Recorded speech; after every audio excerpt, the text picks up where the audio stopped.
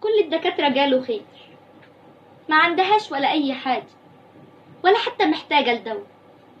ما احنا عارفين شهر مارس والهوا شوية برد ما يستاهلوش، والسن برضو ما تنساهوش. أول مرة أشوف حبيبتي بتتوجع وبتتلف، وأنا عارف أمي ما تشتكيش غير من الجو. عجزتي يما، عجزتي يما وشه جريدك، ده انتي لسه مسحة الشقة بيدك.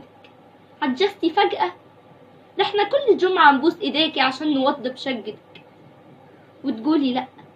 عجزتي فجأة، ومالك بيضيتي ليه؟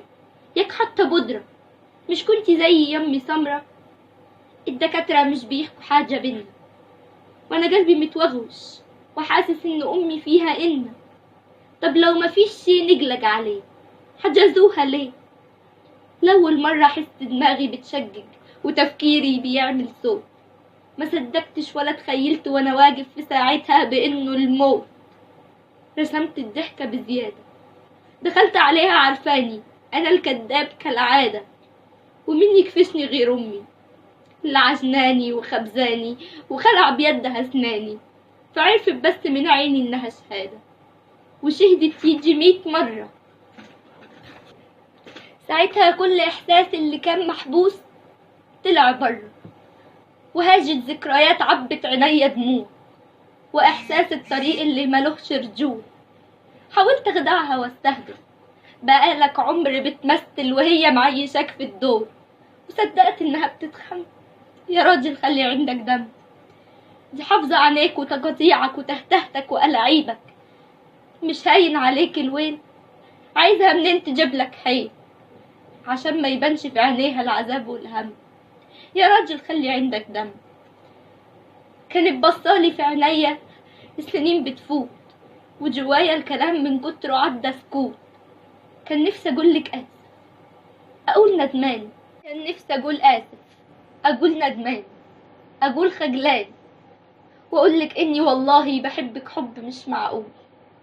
معرفتش ساعتها الحلق كان مقفول، لكن القلب كان مفروض على قلبك، وكان بيقول بكل حروف كتاب الله اللي حافظها على يدك.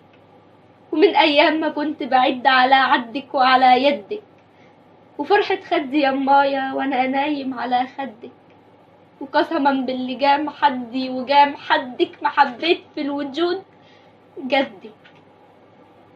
وجاي دلوقتي تتوغوش، بتستعجل في وقت الموت وتتلهوج، ما بتحسش بقيمة الثانية غير بعدين، وتسرقنا الحياة منفوقش غير والموت مبكي العين. يا شكة القلب ومسافرة، يا شقة القلب ومسافرة، خدتني الغربة من حضنك سنين كافرة. نسيت نفسي، نسيت نفسي أنا آسف. قالولي الغربة بتعلم دروس وحياة، وإن الغربة يمايا دي طف ونجاة. أتاريها حزام ناسف، أنا آسف.